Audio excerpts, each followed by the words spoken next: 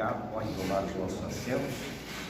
Deus abençoe a cada um que veio desta manhã para aprender mais da palavra de Deus. Ainda mais este tema: aviva a tua obra. O avivamento, que é uma questão, como já dizia um certo pregador, uma questão de sobrevivência. Nós precisamos do avivamento para sobreviver, como crentes, como igreja. A igreja, ela não é uma simples comunidade, uma sociedade, um clube, mas a igreja é o corpo vivo de Jesus Cristo. E nós precisamos deste avivamento, para que, como a própria palavra diz, avivar, nós venhamos nos manter vivos neste mundo que está morto sem Jesus. Então, um avivamento, uma igreja avivada, vai trazer vida para esse mundo. E Jesus, ele mostrou aqui na terra que o seu ministério, que a sua vida, era uma vida que estava envolvida no verdadeiro avivamento. Eu fico pensando aqui, Jesus, ele exerceu o seu ministério terreno por 3 anos e meio. É um tempo muito pequeno, é um tempo curto, 3 anos e meio. Mas em 3 anos e meio, ele incendiou muito o Evangelho. Nós estamos em 2023 e a mensagem que ele pregou continua incendiando, influenciando. A igreja vem crescendo, a igreja vem aumentando. Eu ficava pensando mais, eu ficava pensando, se em 3 anos e meio ele fez tudo o que fez, imagine se o ministério de Jesus fosse um ministério de 10 anos. Você já parou para pensar? Eu vejo muitas vezes os pastores, e é louvável, pastores, olha, eu tenho 40 anos de ministério, 50 anos de ministério, isso é louvável, é exemplo, um pastor chegar a tanto tempo de ministério. Eu ficava pensando, se Jesus tivesse 40, 50 anos de ministério, o que será que ele teria feito? Mas o certo é que Deus é soberano, e Deus já sabia o tempo que ele ficaria exercendo o seu ministério sobre a terra. Mas qual era o segredo que Jesus tinha para que em tão pouco tempo ele fizesse tanto? Para que em tão pouco tempo ele conseguisse alcançar tantas pessoas, não somente num local onde ele pregava, não somente no tempo onde ele vivia, mas o tempo passou, os séculos avançaram, as coisas mudaram, e a mensagem dele continua transformando. Qual é o segredo desse? Qual é o segredo dele? Ao examinar os evangelhos, ao examinar a biografia de Jesus, nós vamos encontrar no seu ministério o avivamento presente. E é sobre isso que nós queremos ministrar nesta manhã. A nossa introdução, queridos, diz assim, nossa introdução, lição de número 4.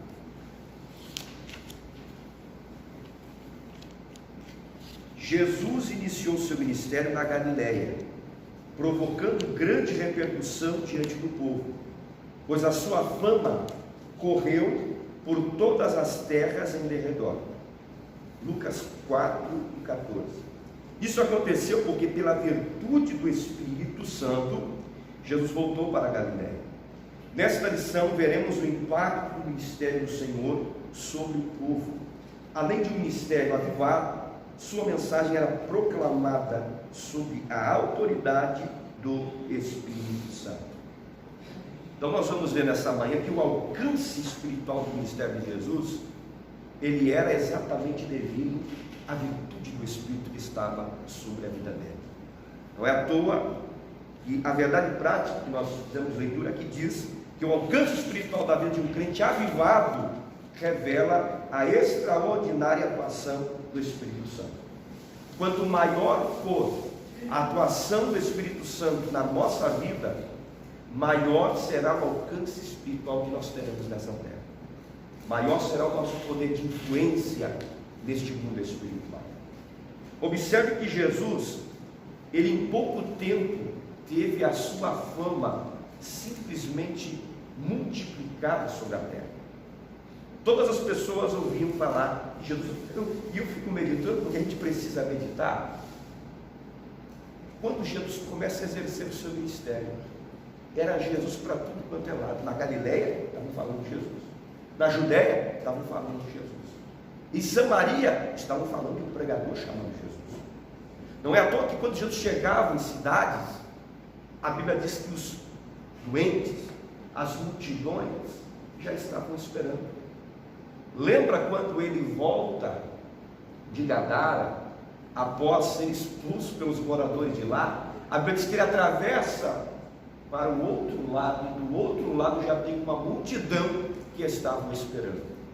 Então a fama dele se multiplicava, a fama dele percorria. Por quê? Porque Jesus tinha algo diferente. Jesus não tinha somente palavras bonitas, porque havia muitos homens sábios na época de Jesus. Havia doutores da lei que sabiam doutorar de capa a capa, uma maneira popular de falar. Eles tinham conhecimento profundo das Escrituras. Porém, Jesus tinha algo maior. A Bíblia diz lá em Mateus capítulo 7, versículo 29, que as pessoas se admiravam com Jesus, porque ele ensinava como quem tinha autoridade, e não como os escribas. Aí está o segredo.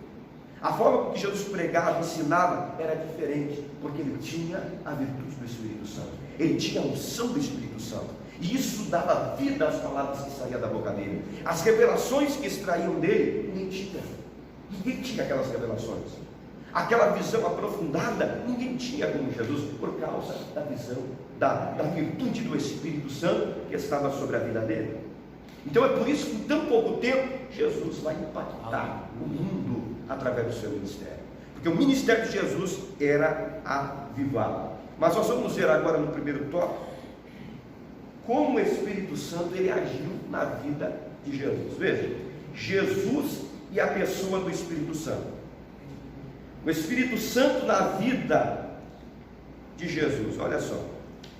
O Espírito Santo na vida de Jesus. Primeiro, no nascimento, o anjo Gabriel deu a seguinte notícia a Maria: descerá sobre ti o Espírito Santo, e a virtude do Altíssimo te cobrirá com a sua sombra.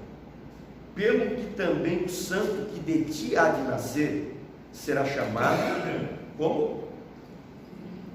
Vocês não estão acordados nem acordados, né? Será chamado Filho de Deus. Aqui vemos o papel do Espírito Santo como executor divino do mistério da encarnação. Sob a virtude do Espírito, nosso Senhor se tornou o Emanuel. Isto significa Deus conosco, o Deus que se fez homem e habitou entre nós. Então nós vamos ver aqui o Espírito Santo desde o nascimento de Jesus. O anjo vai dizer para Maria que o que seria gerado nela era fruto da virtude do Altíssimo. Fruto gerado será o Espírito Santo. O Espírito Santo vai gerar o fruto no seu verbo. E eu acho interessante isso aqui, porque Jesus, ele nasceu sem pecado. Exatamente porque Jesus não foi fruto de uma relação íntima entre um homem e uma mulher. Mas Jesus foi fruto de uma concepção gerada pelo próprio Espírito no ventre de uma mulher chamada Maria, que era virgem. Observe que o Espírito Santo, ele foi o executor do mistério da encarnação. Não é reencarnação, não, é encarnação. A encarnação é o processo onde Cristo, que é Deus, ele se limita à forma de um homem, tornando-se assim 100% homem e 100% Deus. Então Jesus, ele não é 50% homem e 50% Deus. Ele é 100% homem e 100% Deus. Como isso, irmão Robson? É um mistério da encarnação, que foi executado pelo Espírito Santo. Jesus era tão cheio do Espírito Santo que um dia Maria foi visitar Isabel. Isabel também estava grávida.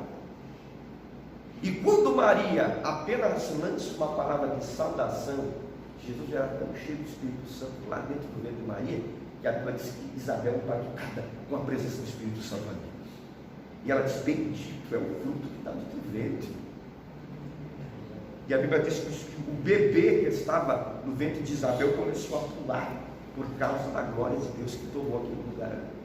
Jesus era cheio do Espírito Santo desde o ventre da sua mãe. Ele foi gerado pelo Espírito Santo. Veja, o Espírito Santo no batismo. Antes de iniciar o seu ministério na Galileia, Jesus submeteu-se ao batismo de João no Rio Jordão. Ao sair da água, viu o Espírito de Deus descendo como pomba e vindo sobre ele. E eis que uma voz dos céus dizia: este é o meu filho amado em quem me comprazo. Era uma manifestação indubitável da Santíssima Trindade. O Pai declarando Jesus como seu filho amado, o Filho Jesus saindo da água, e o Espírito Santo materializado em forma de pomba descendo sobre ele. Então o Espírito Santo estava presente no dia do batismo de Jesus, onde João Batista constrangido, dizendo: Senhor, eu que necessito ser batizado por ti, e o Senhor vem a mim. E Jesus disse: não, eu preciso cumprir toda a justiça, eu preciso cumprir a palavra. E quando Jesus ele entra no Jordão para ser batizado, ali nós vamos ver a Trindade em cena. Aqui é um texto que combate os unicistas e mostra a Trindade aqui. A Bíblia diz que Jesus está ali para ser batizado. O Espírito Santo desce materializado numa forma corpórea de uma pomba, e o Pai brada lá do céu: este é o meu filho amado, em quem me comprazo. Pai, Filho e Espírito Santo. Que cena que João viu aí? Que cena que João viu? Isso aqui é tremendo, é lindo. Então o Espírito Santo, ele estava presente lá no batismo de Jesus. E o Espírito Santo não parou por aí. O Espírito Santo também esteve presente na tentação. Veja aqui, ó. Depois do batismo, Jesus foi conduzido pelo Espírito Santo ao deserto para ser tentado pelo diabo. Mateus 4:1. Ali experimentou um jejum de 40 dias e 40 noites. Depois teve fome. Em todas as investidas satânicas, Jesus foi vencedor, usando a poderosa palavra de Deus. A cada ataque, nosso Senhor respondia: está escrito. Assim fica claro que se o Senhor Jesus não tivesse a presença do Espírito Santo, o resultado de suas provações não seria satisfatório. Agora eu quero te chamar a atenção para algo muito interessante. Jesus estava quantos dias e quantas noites jejuando? Quanto? 40 dias. A Bíblia diz que depois desse período, ele teve fome. Só que essa fome aqui não é aquela fome que você sente quando não toma café da manhã, sabe? Acorda atrasado, nem toma café, vai para o trabalho, daqui a pouco chega ali, umas 9h30, 10 horas, a barriga está roncando assim, que fome, que fome. Não é essa fome aí. Não é aquela fome quando o almoço atrasa. Eu sei que tem gente que tem certinho o horário do almoço. É 11h30, o almoço tem que estar na mesa. Se passa das 11h30, a fome já começa a bater. Não é essa fome. Quando a Bíblia diz que Jesus teve fome, não. Essa fome aqui é uma fome que acontece depois de alguns dias que você já está sem comer. Porque depois de alguns dias que você está sem comer, o corpo começa a absorver a glicose do último alimento e também o glicogênio que fica nos músculos e no fígado. Depois que ele absorve todos esses elementos e não há mais glicose, glicogênio, o corpo começa a absorver a gordura para poder se manter vivo. Depois, a Bíblia diz que Jesus ele ficou esse tempo todo e sentiu fome. Então ele já não tinha mais gordura no corpo dele. Ele já não tinha mais glicose, não tinha mais nada. Jesus estava entrando num processo que a ciência chama de inanição. Que é quando o organismo começa a consumir tecido. É por isso que tem gente que morre de fome. Então Jesus está já nesse período, irmão, vulnerável. Ele sentiu realmente o que é fome. E o texto diz que é neste momento que o diabo se apresenta para tentar ele. Você já tinha parado para pensar nisso? É neste momento que Satanás vai tentar Jesus. E ele já começa tocando na fome. Se tu é filho de Deus, transforma essas pedras em pão e mata a tua fome. Tu está morrendo de fome. Só que Jesus vai vencer Satanás como? Com a palavra, cheio do Espírito Santo. Cheio do Espírito Santo. Então na tentação ali nós vemos Jesus cheio do Espírito Santo. Por que Jesus estava cheio do Espírito Santo? Porque em Mateus capítulo 4, a Bíblia diz que quem conduz Jesus ao deserto para ser tentado é quem? Então entenda uma coisa, se você é cheio do Espírito Santo, quando a tentação vier, creia que aquele que permitiu a tentação chegar também já deu escape para você. E se você se firmar e estar cheio do Espírito Santo, você vai vencer todas as tentações e os desafios que se apresentarem diante de você. Então nós precisamos ser cheios do Espírito Santo. O Espírito Santo então ele esteve presente no nascimento, no batismo, na tentação, ele sempre esteve presente. E também no ministério de Jesus. Olha o que diz o subtópico 2. Com cerca de 30 anos, Jesus iniciou seu ministério terreno. Depois de voltar do monte da tentação no deserto da Judéia pela Galiléia, a leitura bíblica em classe desta lição mostra que Jesus foi ungido pelo Espírito. Para quê? Para evangelizar os povos. Esta era a missão de seu ministério. Aqui eu quero parar um pouquinho. Jesus foi ungido pelo Espírito, e existe uma palavra aqui, para. Quer dizer, existe um propósito na unção do Espírito Santo. E esse propósito aqui é descrito no texto. Então por que nós precisamos ser cheios do Espírito Santo? Existe um propósito. Existe um propósito. Nós precisamos executar esse propósito. Jesus sabia qual era o propósito pelo qual ele foi cheio do Espírito Santo. Isso aqui é tremendo. É você saber o propósito pelo qual o Senhor te encheu do Espírito Santo. É você saber o propósito pelo qual o Senhor deu o Espírito Santo para a igreja. Jesus sabia, eu recebi a unção para, em primeiro lugar, continua, olha o que diz a lição, para evangelizar os povos. Essa era a missão do seu ministério. De modo geral, nosso Senhor sabia que por causa dos bens terrenos, os ricos deste mundo não se interessavam pela palavra. Além disso, nosso Senhor foi ungido pelo Espírito Santo para curar os quebrantados de coração. Só para explicar, quebrantados de coração são aqueles que têm um coração humilde, uma disposição para se submeterem à vontade de Deus. Por isso nosso Senhor veio tocar o coração dos homens. Ainda mais, ele também fez um convite aos cansados e oprimidos, em Mateus 11:28. Apregou liberdade aos cativos, aos que estão sujeitos à escravidão do pecado, deu vista aos cegos e pôs em liberdade os oprimidos. Deste modo, o Espírito Santo atuava diretamente na obra de nosso Salvador. Irmão, Jesus, ele sabia o motivo pelo qual ele fora ungido. Ele sabia, é para evangelizar. Por isso que aonde ele ia, ele evangelizava. Você já percebeu nos evangelhos que aonde Jesus chegava, virava culto? Ele estava no deserto, virava culto. Ele ia fazer uma viagem, antes de fazer a viagem, ele entrava no barco, já ensinava, já pregava. Ele ia para um monte, estava ensinando, estava pregando. Ele entrava numa casa, as pessoas já enchiam a casa para ouvir ele pregar, para ouvir ele ensinar, porque ele também fazia milagres. Jesus sabia o motivo pelo qual ele foi ungido. Então, aonde ele ia, ele pregava. Eu acho interessante que há diversos momentos dos evangelhos que a Bíblia diz assim, que eram trazidos enfermos de todas as partes, de todo que é tipo de enfermidade, e o texto diz assim, ó, e curou a todos. Já viu essa expressão? E curava a todos. E curava a todos. Ele curava todo mundo. Ele curava todo mundo. Por quê? Porque ele foi ungido para tal. E aqui eu quero chamar a atenção para algo. Assim como Cristo foi ungido para uma missão, nós como igreja também fomos ungidos para uma missão.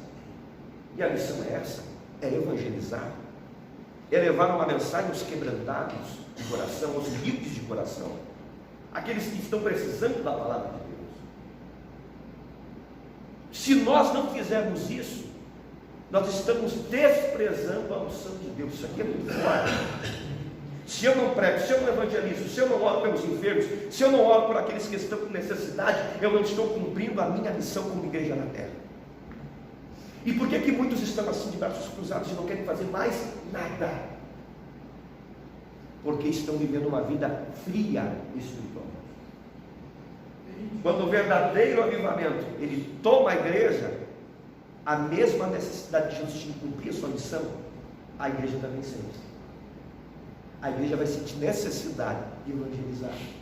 A igreja vai sentir necessidade de ir atrás daqueles que não lembram nos cultos.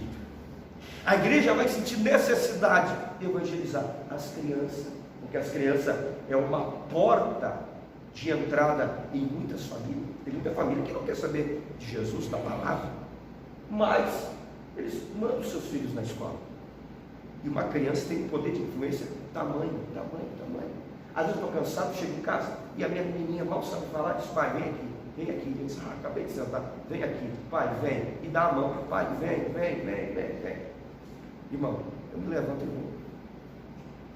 Poder de influência. Então como é que você acha que uma criança cheia do Espírito Santo, após ouvir a palavra de Deus, ela chega em casa no lar e começa a contar, papai, sabe que Jesus morreu na cruz por nós? Sabe que Jesus me ama, papai? E ela vai contando, daqui a pouco, aquela família tocada, já vai na apresentaçãozinha do Dia dos Pais, já vai no culto de Natal, e quando vê, a família toda está dentro da igreja, por causa de uma criança. Eu conheci uma menina também, lá em Santiago, que começou indo na escola dominical por um convite de outra menininha que era colega dela. E a família dela, ninguém era salvo, inclusive era um saravá. E ela ganhou toda a família para Jesus. Uma menina. Até pastor hoje. Uma menina, uma criança. Começou com a menina. Uma criança. Nós temos os jovens que precisam ser evangelizados. O jovem tem um vocabulário diferente. O jovem tem uma linguagem diferente. E quando um jovem é incendiado pela presença do Espírito Santo, ele consegue chegar em um lugar com a sua juventude, com a sua forma jovial de ser. E os jovens que estão ao redor dele vão vendo. Ele é um jovem que diz não, é um jovem separado, é um jovem diferente. E os jovens vão ver o seguinte, que tem algo que eles não têm. Aquele jovem tem algo que a bebida não trouxe, que a prostituição não trouxe. Tem nada, o que você tem? E o jovem vai ali, eu vou te falar de Jesus. As pessoas da terceira idade é a mesma forma. Eu já vi muitos velhinhos aceitarem Jesus no último momento da sua vida e partir chorando, porque queriam ter aceitado Jesus antes, mas lá no finalzinho da sua história aceitaram Jesus.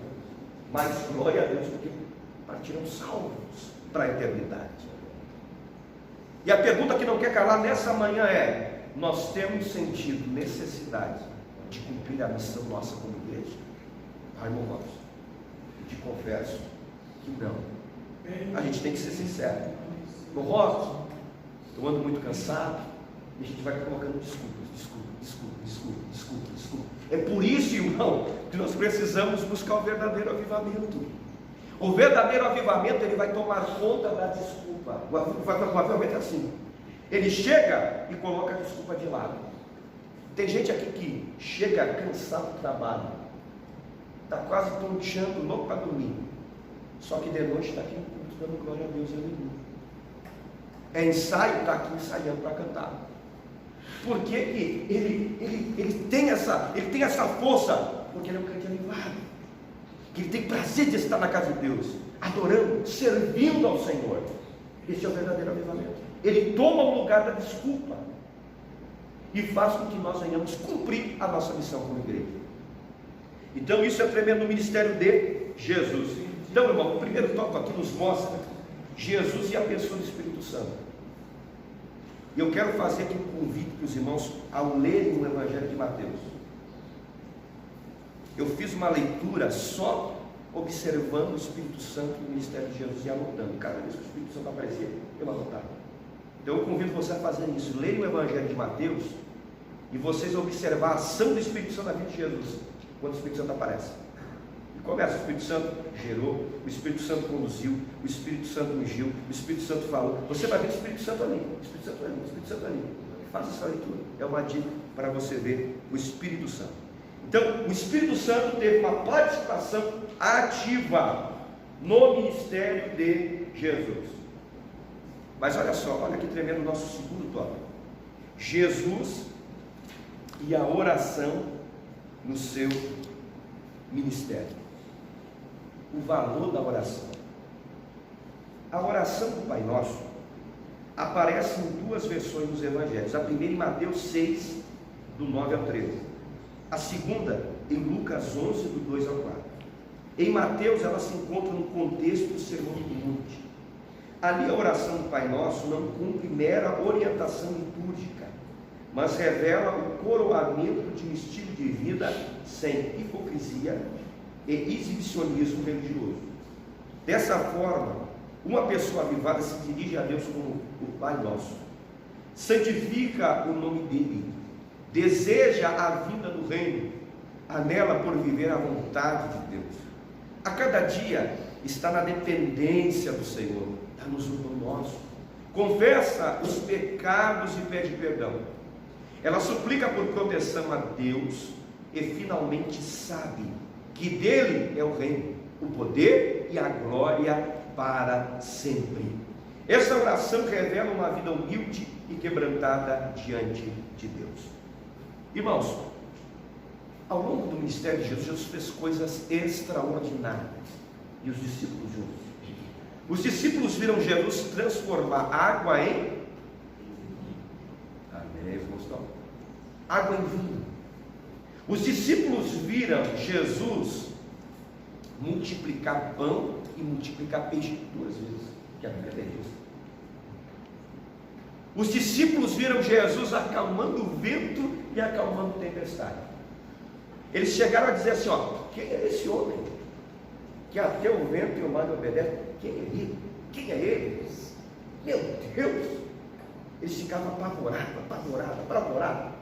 Um dia Pedro está preocupado, porque vieram cobrar ele no poço e ainda tiraram chacota de Jesus. Cara, o teu mestre aí não paga imposto. Quem ama Jesus sabe, né? Se alguém zomba de Jesus, a gente fica bravo, né? Fica bravo. Fica ouvindo? Fica bravo. Quer ver um crente que ama Jesus bravo? É você falar mal da igreja, falar mal dos crentes, falar mal de Jesus. Fica bravo, mas tem que se controlar, né? Tem que se controlar. A Bíblia diz assim: irai-vos, mas não peguei. Eu fico bravo, mas eu cuido. Então Pedro está bravo. Jesus olha para Pedro e diz: Pedro, está triste, está perturbado. Fala o seguinte: sabe pescar ainda? Pega uma vara de peixe, uma vara de pesca, vai lá e pesca peixe. Abre a boca dele e vai ter uma moeda. Paga o Pedro, paga o Pedro. Pedro, hã? Lá foi Pedro, acostumado a pescar. Tudo que é tipo de peixe. Quando ele abre aquele peixe, ele nunca tinha visto ainda. Peixe e moeda na boca. Da pessoa, peixe com dinheiro. Só que um dia eles tiveram a oportunidade de pedir algo para Jesus.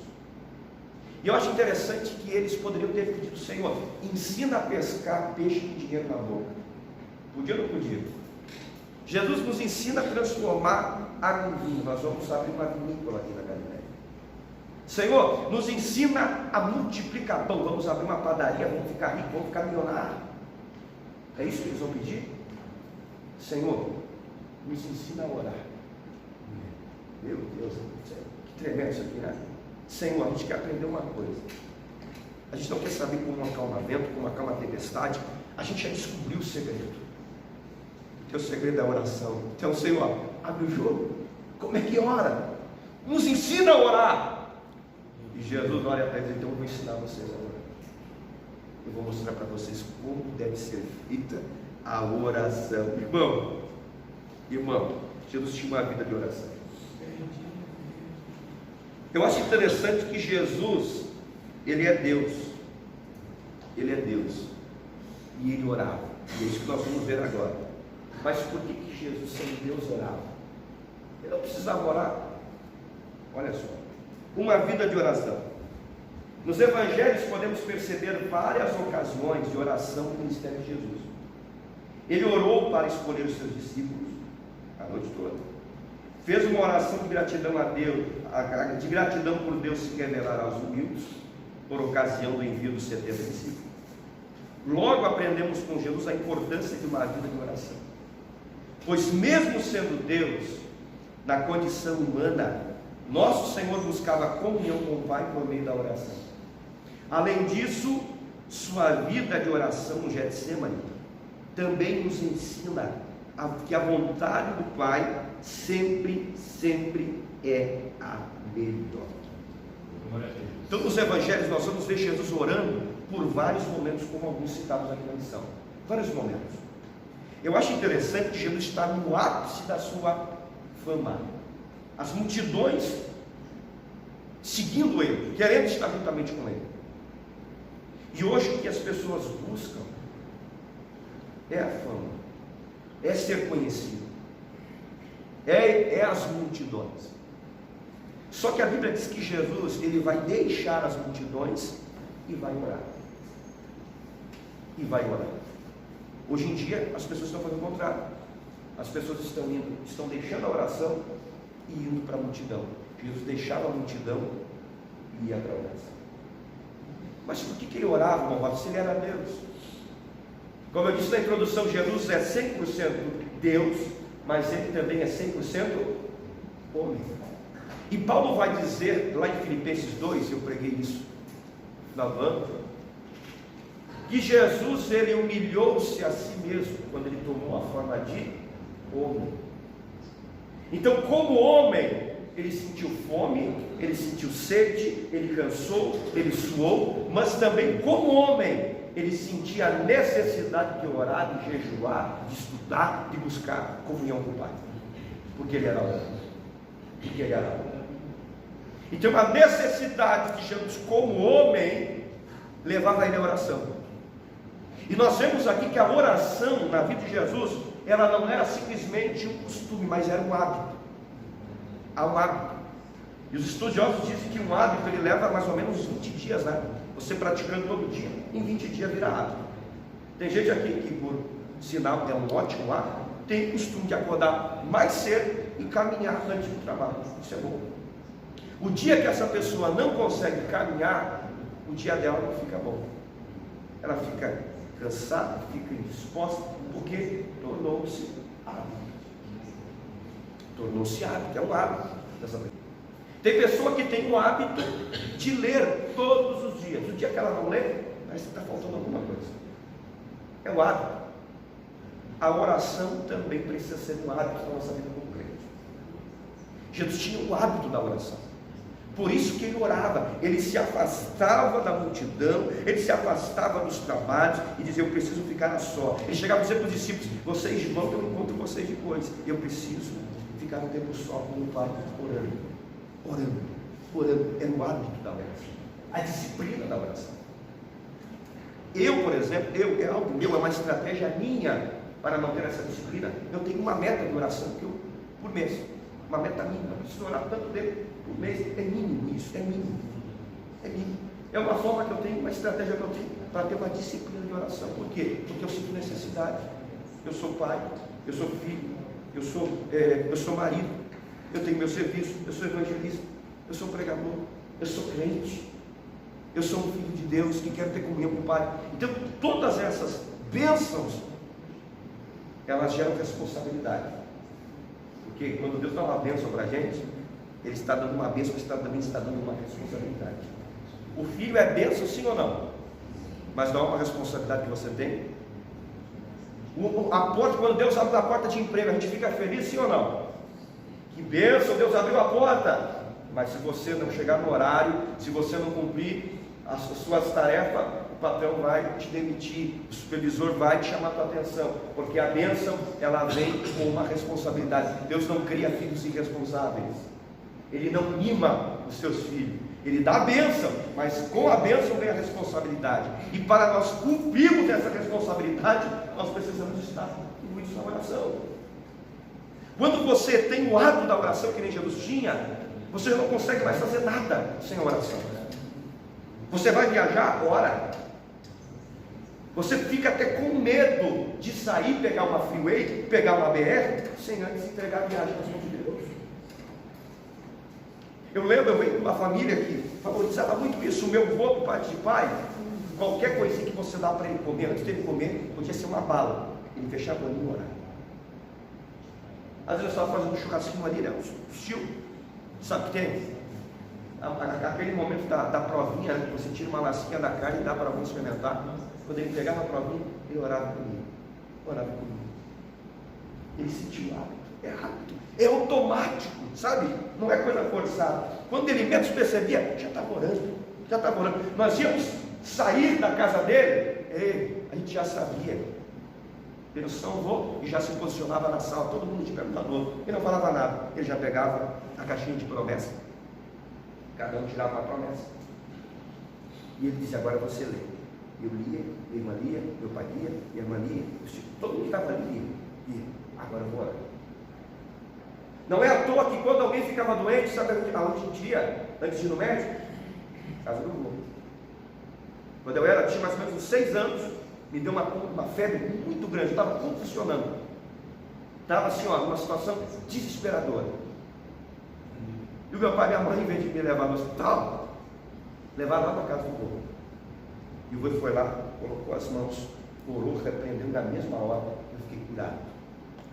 Hábito da oração. Jesus tinha um hábito da oração. Aonde ele ia, ele orava. E os discípulos viam isso. Por isso disseram: Senhor, nos ensina a orar. Nós queremos também ter este hábito. Não é à toa, isso aqui é muito profundo, que no capítulo 3, o primeiro milagre, depois que Jesus é ressurreto, é lá na Porta Formosa. O que os discípulos estavam fazendo quando eles chegaram na Porta Formosa e viram o coxo? O que eles estavam fazendo? Pronto. Só isso. Vamos continuar aqui. O nosso último tópico: uma vida na unção do Espírito Santo. Com unção nos referimos a uma vida de serviço sobre a confirmação do Espírito Santo, a semelhança da atuação do ministério de Jesus. Você viu aqui, irmão? Com unção nos referimos a uma vida de serviço sobre a confirmação do Espírito Santo. O que é a unção? O que é unção? Alguém me responde, por favor. Eita, a gente fala tanto de unção, né? Eita, irmão, tem unção. Então, o que é unção? O que é unção? O irmão até é ungido, mas por quê? O que ele faz que você viu que ele tem unção? Revestimento de poder. Boa. E esse revestimento de poder, ele serve para quê? Para você trabalhar. Jesus disse em Atos 1:8: e recebereis a virtude do Espírito que há de vir sobre vós. Para que, Jesus? E sereis testemunha. E sereis testemunha. Vocês vão trabalhar. Então a pessoa que tem unção é aquela pessoa que, quando ela trabalha, o Espírito Santo vai confirmando o seu trabalho. Ela vai pregar, o Espírito Santo está ali presente, convencendo, salvando, curando, tocando, abrindo a mente das pessoas. Ela vai cantar, o Espírito Santo vai trabalhando no coração das pessoas. As pessoas choram, voltam para Jesus. Ele vai dirigir o culto. Para dirigir o culto tem que ter unção. É difícil, a gente que acha que é fácil dirigir o culto, irmão. É difícil. Porque o culto é batalha espiritual. As pessoas vêm na igreja com necessidade. E daí quem está dirigindo o culto, ele precisa ter direção para escolher quem vai cantar, quem vai tocar, quem vai estar ali. Ele precisa ter esse discernimento. E tudo isso é necessário unção. Você vai fazer uma visita numa casa, tem que ter unção. A unção ela vai te impulsionar. A unção ela vai te dar a palavra certa para falar para aquela família. É por isso que o Espírito Santo diz: vocês não se preocupem com o que vocês vão falar. O meu Espírito vai colocar a palavra na boca de vocês. Unção. Unção. Isso é unção. É bom pular, é bom lá, eu gosto. Mas isso não é exatamente a unção. Isso não é, a essência da unção não é essa. A unção, a essência da unção é os resultados que nós obtivemos, a confirmação do Espírito Santo no nosso trabalho, no nosso serviço. Por isso que o pregador tem que ter unção, o obreiro tem que ter unção, a igreja tem que ser cheia da unção, para que todo o trabalho que ela realizar seja confirmado pelo Espírito Santo com resultados. Isso é unção. Então, uma vida na unção do Espírito Santo, a unção do Espírito na vida do obreiro. Isso aqui é um assunto muito extenso. O obreiro tem muitas atribuições na obra do Senhor. Ele exerce a liderança administrativa, a atividade do ensino e alguns até mesmo da música cristã. Por isso é muito fácil essas atividades caírem na rotina e se tornarem meramente burocráticas. Mas o obreiro ungido sabe que o Espírito Santo renova suas forças. Não permite que veja a obra do Senhor com um mero olhar humano e de maneira graciosa vê a confirmação do seu ministério quando o Senhor salva vidas por meio de uma pregação ungida, quando os crentes mudam atitudes por causa de um ensino dirigido pelo Espírito Santo, quando há edificação espiritual por meio de um louvor bem executado na presença de Deus. Mas todo esse bem do Senhor, inevitavelmente, é acompanhado de uma vida piedosa. Por isso, o obreiro do Senhor não deve negligenciar a oração, o jejum, o estudo devocional da palavra de Deus. Esses exercícios piedosos são um alimento espiritual diário e permanente de todo obreiro avivado na obra do Senhor. Então, a tendência nossa, que estamos no ministério, é realizarmos as funções na prática. Na prática. Por exemplo, você que sabe tocar o hino, no nome santo, nós estávamos cantando aqui, você já sabe as notas? O músico já sabe as notas? Já sabe as notas? Ele já sabe quando tem que trocar a nota? Sim ou não? Diga aí. Qual que é a tendência dele? Ele tocando, mudando a nota, ele já sabe, ele já tem a prática. Ele já tem a prática. Ele vai e toca. Só que a unção é diferente. A unção faz com que ele não somente toque pela prática, mas quando ele está tocando, ele está dizendo: Senhor, eu estou te adorando como um instrumento musical. Está vendo a diferença? A pessoa que vai cantar aqui é a mesma coisa. Eu digo que o cantor ele tem essa vantagem, né? Ele pode cantar no hino, em vários tons, e os irmãos vão adorar. Tem as nossas irmãs que cantam, a Lu e a Cris, um hino, né? Sobre o Espírito Santo. Elas já cantaram várias vezes, sim. Cada vez que elas cantam, eu me arrebento aqui, chorando. É uma coisa impressionante. Só que se eu vier aqui pregar as mensagens na terça e na quinta, os irmãos já vão falar: o Robson pregou a mesma mensagem, não pregou na quinta. Se eu pregar uma mensagem aqui, que eu preguei no ano passado, pregar hoje, vai ter gente que vai lembrar da mensagem. Tem gente aqui que anota, viu? Já vi isso aí, né? Anota aqui, até quem pregou, teve que pregou. Então, se eu repetir a mensagem, vai ter gente que vai falar: ó, já pregou, o pregador já pregou. Então, eu preciso da direção da unção do Espírito Santo para ele me revelar coisas novas. Porque a tendência minha é o pregador que já tem a prática de pregar, já tem a prática de falar, é entrar no automático ali e falar. Por isso que tem gente que fala assim: ó, pregar é fácil, qualquer um prega. Você já não ouviu alguém falar isso? Pregar não é fácil. Por quê? Cada culto é um culto diferente, propósito diferente, necessidades diferentes que Deus quer tratar com a igreja. E o pregador precisa do quê? Da unção do Espírito Santo para ser direcionado na mensagem certa para aquele culto.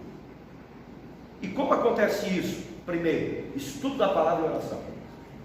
Quando o pregador estuda a palavra, o pregador está preparando o sermão. Quando o pregador ora e jejua, Jesus está preparando o pregador. Você está entendendo a diferença? Então não pode faltar oração e não pode faltar estudar a palavra. Então isso envolve muito uma vida cheia da unção do Espírito Santo. Nós não podemos, irmãos, cair no erro de os nossos cultos virarem reuniões formais, aonde a gente entra e já sabe o que vai acontecer, já sabe tudo. Nós temos uma liturgia aqui nos nossos cultos, mas essa liturgia, ela é uma liturgia sã, e ela não rouba a essência do culto. Ao contrário, porque a Bíblia diz que tem que ter ordem no culto, mas essa liturgia, ela serve para trazer ordem, mas ela não nos impede de ser, ela não vai nos tornar formal. Nós precisamos adorar quando estamos no culto, nós precisamos abrir o nosso coração quando estamos adorando a Deus, porque a gente vem no culto pensando no que vamos receber. Eu vou no culto para receber uma bênção, só que o culto não é aquilo que você, a essência do culto é aquilo que você recebe, mas a essência do culto é aquilo que você entrega. Então, antes de dizer eu vou no culto receber uma bênção, a gente tem que dizer assim: olha, eu vou no culto entregar a minha oferta, o meu sacrifício, a minha adoração, o meu louvor a Deus.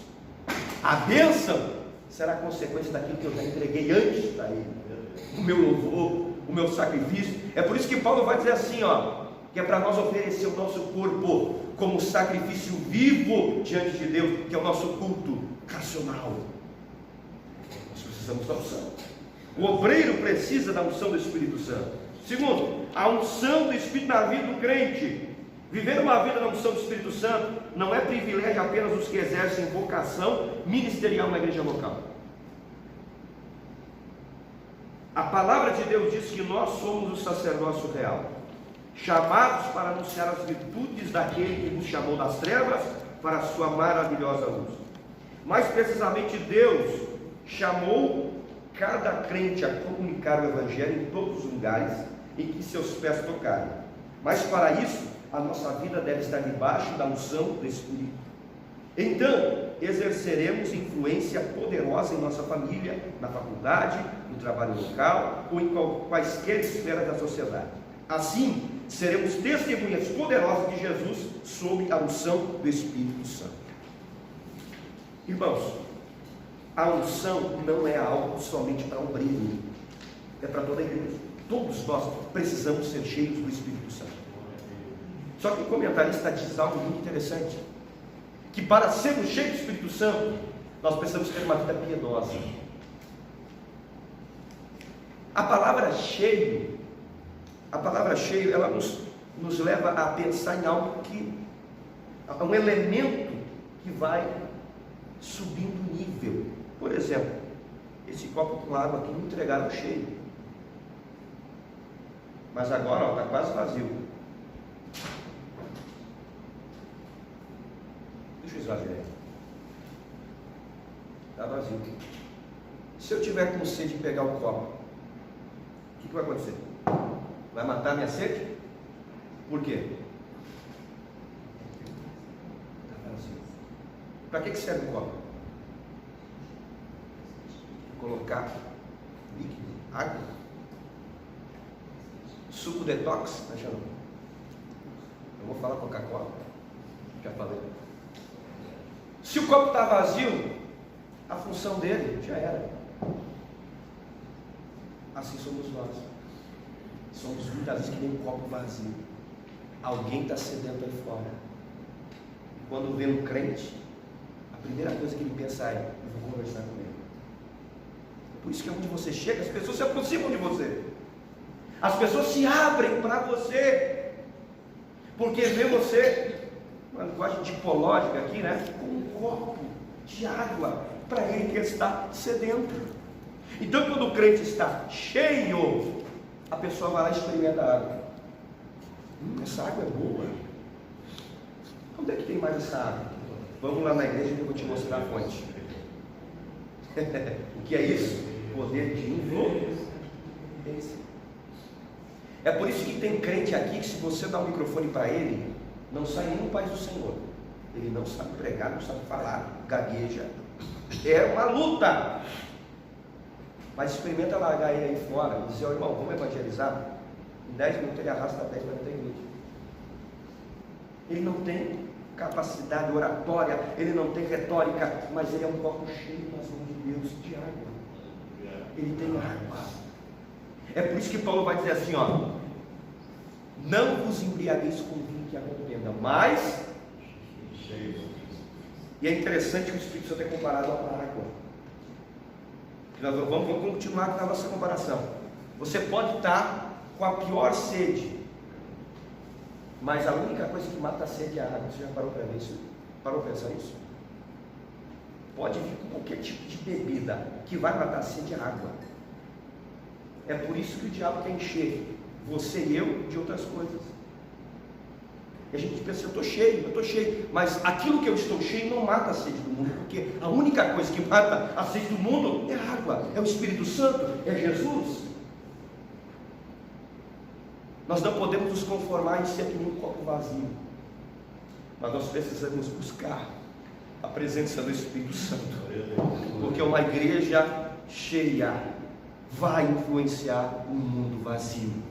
Uma igreja cheia vai fazer um rebuliço no reino das trevas, vai fazer uma bagunça no reino de Satanás. Uma igreja cheia do Espírito Santo, assim como Jesus, vai influenciar, vai alcançar as vidas. E eu quero concluir dizendo: o nosso poder de influência está atrelado à presença do Espírito Santo de Deus em nós.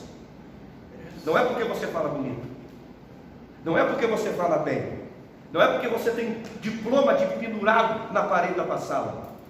Jesus disse: o meu Espírito convencerá o homem do pecado, da justiça e do juízo. Eu não posso, como pregador, ensinador da palavra, ao ver alguém aceitando Jesus, ao ver alguém tomando uma decisão, pensar que é eu.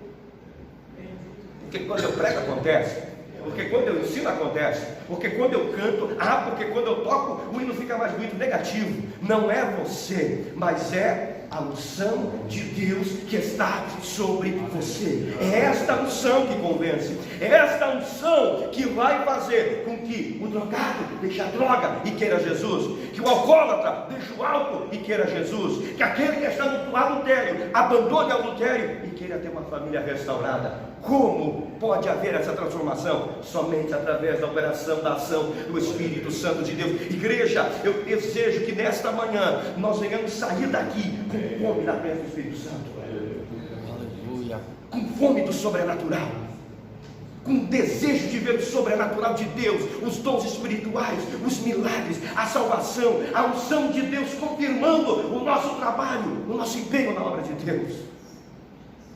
A Bíblia diz que Jesus é o mesmo ontem, hoje e eternamente. Ele não mudou e Ele está conosco, porque Ele disse: eis que estarei convosco todos os dias, até a consumação dos séculos. A unção dele não diminuiu, a fonte não secou. É nós que estamos secando, é nós que estamos diminuindo.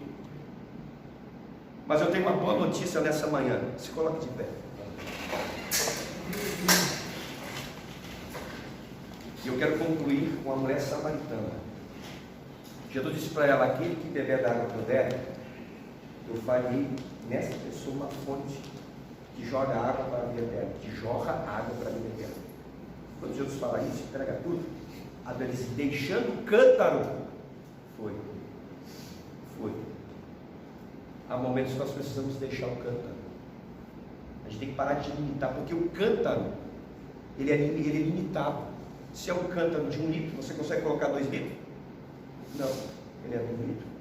Então nós estamos limitando o que Deus pode fazer. E Deus não quer a igreja com um cântaro na mão. Deus quer que a fonte seja nós. Deus quer que você seja uma fonte para este mundo. Olha a nossa conclusão. É tremendo o que Deus está falando aqui nessa manhã. Nesta lição, vimos que o Senhor Jesus teve um ministério avivado, porque foi ungido pelo Espírito Santo. Ora, se o Senhor Jesus, sendo Deus, foi ungido pelo Espírito Santo para desenvolver o seu ministério, por que conosco seria diferente? Vivamos, pois, uma vida de serviço na causa do Mestre, de modo que o Espírito Santo confirme a nossa vocação. Vamos orar? Vamos pedir que Deus venha nos encher da unção do seu Espírito, para que possamos ver o Espírito Santo confirmando o nosso trabalho e o nosso serviço, para que venhamos sentir a necessidade de cumprir a nossa missão, assim como Cristo, em pleno avivamento aqui na terra, quando ele esteve aqui, ele cumpriu, ele desenvolveu. E eu creio, pastor Luiz, Fernando, os nossos queridos obreiros, que Deus está derramando sobre a igreja do Rincão um avivamento. Deus vai derramar um avivamento nesse ano de 2023. Escute o que eu vou falar. Deus vai levantar jovens pregadores aqui dentro desta igreja. Deus vai levantar músicos dentro desta igreja, que a gente vai olhar e vai dizer, está tocando assim? Deus vai levantar regentes de coral, Deus vai levantar missionários, para que o nome dele seja glorificado e a obra continue. Tem alguém que crê nessa manhã? Que a gente tem os olhos agora. Senhor nosso Deus, eterno Pai, Raguei Astui Cantai, Juremi Cantu Calai, e Arraste Queimando, Rique e Agaste e Agasta, Ricane e Agasta. Senhor, nós te louvamos pela presença do amado Espírito Santo. Nós te louvamos porque o Consolador está aqui, como o Senhor prometeu. E o que nós pedimos nessa manhã, Senhor, é aviva a tua obra. Aviva a tua obra. Derrama o teu avivamento, Senhor, para que a necessidade ela venha nos inquietar a tal forma que nós não venhamos conseguir dormir sem orar, dormir sem ter comunhão contigo, que a necessidade venha nos trazer desconforto a tal ponto que nós não consigamos mais viver um dia sequer sem sentir a virtude do Espírito Santo. Senhor, derrama o teu avivamento sobre as crianças, derrama o teu avivamento sobre os jovens, derrama o teu avivamento sobre a igreja em geral, sobre os obreiros. Aviva a tua obra. O Senhor deu exemplo aqui na terra do verdadeiro avivamento, e os resultados eram evidentes. Que os mesmos resultados também venham acompanhar esta igreja, e que possamos, Senhor, sermos não um copo vazio, mas um copo cheio, crente cheio do teu Espírito, que venham matar a sede deste mundo. Eu entrego esta oração e este pedido em nome de Jesus. Amém. Que manhã gloriosa, uma palavra gloriosa. Sente a presença de Deus neste lugar. E vimos que Jesus então foi ungido com um propósito de trabalhar, e nós temos também esse propósito. Lindo ver a igreja cheia. A gente chega na igreja com um pensamento de fazer alguma coisa, depois de ouvir uma palavra dessa, a gente muda, a gente pensa, não, eu vou orar mais antes de tomar qualquer decisão, vou buscar mais a Deus, eu quero isso sobre a minha vida. Eu quero nessa manhã aqui destacar a presença de alguns visitantes que acertaram em vir aqui nesta manhã, sentir essa presença. Irmão Bernardo, amigo do irmão Lourinho, onde está o irmão Bernardo? Está ali. Deus abençoe, é bem-vindo no nosso meio. Deus tem uma bênção para a tua vida, irmão Bernardo. Irmão Jeú, é a primeira escola, irmão Jeú, vem, primeira de muitas. Deus abençoe, irmão Jeú, evangelista da nossa igreja. O David, hoje, baixa as águas do batismo. Deus te abençoe nesse dia glorioso. E temos uns visitantes de São Francisco de Paula, Milton e Lara, evangelistas da igreja, estão lá atrás. Bem-vindo, obrigado pela presença de vocês nesta manhã. Deus os abençoe. Irmãos, como eu disse antes, depois eu vou postar essa lição, esse vídeo no YouTube, e você compartilhe com um irmão, um amigo, veja o que ele pode estar recebendo quando vem na escola dominical e ter um domingo abençoado. Então vamos orar mais uma vez, vamos estar despedindo. Não, Lourinho, passe aqui se tiver mais algum anúncio e já faz essa oração final. Hoje, então, às 15 horas, na nossa sede São Severo, um batismo bíblico. Os irmãos que puderem estar aí apoiando e recebendo, novos 3 irmãos que estarão descendo as águas batismais. E às 19 horas, então, aqui, culto público evangelístico. Convidamos a todos que puderem também se fazer presente, trazer um amigo, um visitante. Não seja Me faltou a palavra, mas não queira só para você. Vamos procurar dividir a bênção do Senhor, né? Há muitas necessidades, nós precisamos anunciar o Rei. Maravilhoso Deus e Pai, louvamos e agradecemos pela Tua presença, pela Tua palavra, pelo Teu amor dispensado para conosco. Continua, Pai, agindo em nosso meio através do Teu Espírito Santo, que a Tua palavra possa ser manifesta e cumprida. Senhor, entra nos lares, as necessidades, queremos deixar diante de Ti os nossos cuidados. Dá-nos um dia abençoado, maravilhoso e feliz. Assim pedimos e agradecemos no Teu santo nome. Amém. Amém. Deus abençoe a todos.